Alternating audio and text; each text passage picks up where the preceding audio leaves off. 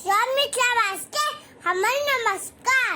आयो मां सबले सामा के गीत अनु है। हमर चैनल मैथिली गीत नाटक के सब्सक्राइब कर देवे, लाइक और शेयर कर देवे। तो चलो सुने छी इस सुंदर सामा के गीत।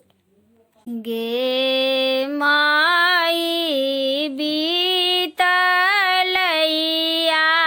सीना मास चढ़लै कार्तिक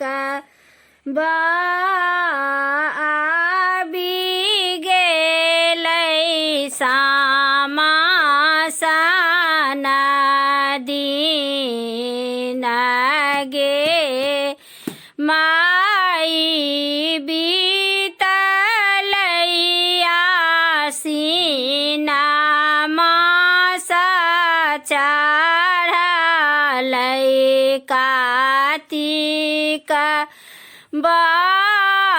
आबि गेलै सामा साना दिन गे माई ससुरा बैसला बोलथि बड़की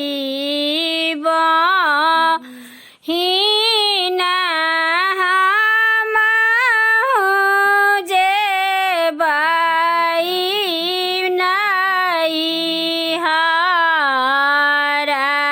गे माई ससुरा बैसला बोलथि मझिली बहिन हमहु जएबै नैहर गे माई सामा खेलाबै संगी सहेली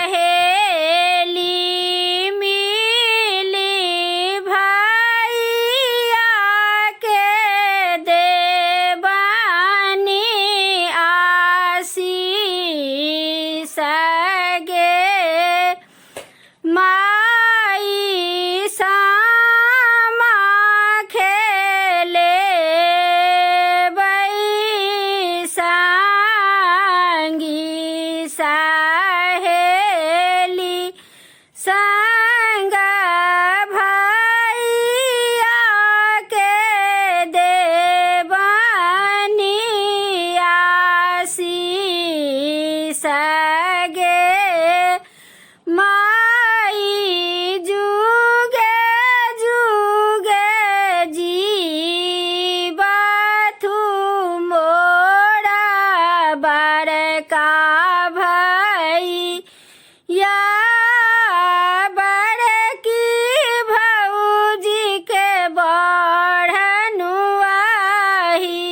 बात। उम्मीद है आप सबके गीत निक लागल है। तो धन्यवाद।